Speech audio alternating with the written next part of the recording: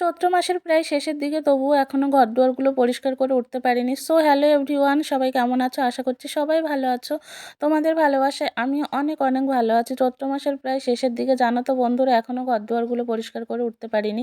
আসলে শরীরটা এতটাই খারাপ ছিল, প্রায় 15 দিন ধরে শরীরটা এতটাই খারাপ, এখনও ঠিক হয়নি সম্পূর্ণটা, কিন্তু আজকে করতেই হবে। আজকে ভেবেছি যে ঘরদুয়ারগুলো আজকে পরিষ্কার করবোই। আর চৈত্র মাসে না আমাদের ঘরদুয়ার পরিষ্কার করার নিয়ম, যেহেতু নতুন বছর পড়বে, ঘরদুয়ার, রান্নাঘর, তারপরে সমস্ত ঘরদুয়ারগুলো পরিষ্কার করে ধুয়ে মুছে ফেলতে হয়, এটাই নিয়ম নাকি। তো তোমাদের কাদের কাদের এরকম নিয়ম আছে একটু কমেন্ট করে জানিও। আর আর জানো তো, আজকে ঘরদুয়ারগুলো পরিষ্কার না করলে আর আমার ঘরদুয়ারগুলো পরিষ্কার করাই হবে না, এইভাবেই থাকবে। কি বলো তো, এর কালকে থেকে ছেলের পরীক্ষা শুরু হয়ে যাবে, আর কালকে কালকে পরশু দুদিন ছেলের পরীক্ষা হবে। তো এই দুদিন তো আর করতে পারবো না, সময় পাবো না। তারপরে তো তোমার নীল পুজো, চড়ক, ওর মধ্যে তো আর ঘরদুয়ার পরিষ্কার করা যায় না। তাই যা করার আমাকে আজকেই করতে হবে।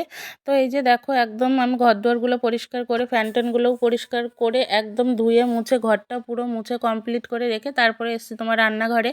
রান্নাঘরেও দেখো, এই যে রান্নাঘরের পাথরগুলো মুছতে না এতটা ভয় লাগছিল, কিন্তু কি আর করার, করতেই তো হবে, তাই না? তোমরা হয়তো দেখতে পাচ্ছ যে কয়েকটা সেকেন্ড সময় লেগেছে, কিন্তু এই কাজগুলো করতে না আমার সারাটা দিন সময় লেগে গেছে। প্রায় 5টা বেজে গেছে স্নান করে, দুপুরের খাওয়া দাওয়া আমার কমপ্লিট করতে। আর একদম ভোরবেলায় উঠে না স্নান সেরে পুজোটা দিয়ে নিয়েছিলাম। আবার 5টার সময় এই যে তোমার এই কাজগুলো সেরে আবার স্নান করে আমার শ্যাম্পু করতে হয়েছে। এমনিতেই রাতে না ঘুমোতে পারছি না, এতটা পরিমাণে কাশি হচ্ছে, রাতে আমার উঠে বসে থাকতে হচ্ছে। তো আজকে আমার কি অবস্থা হবে আমি বুঝতে পারছি, কিন্তু কি আর করার, করতে তো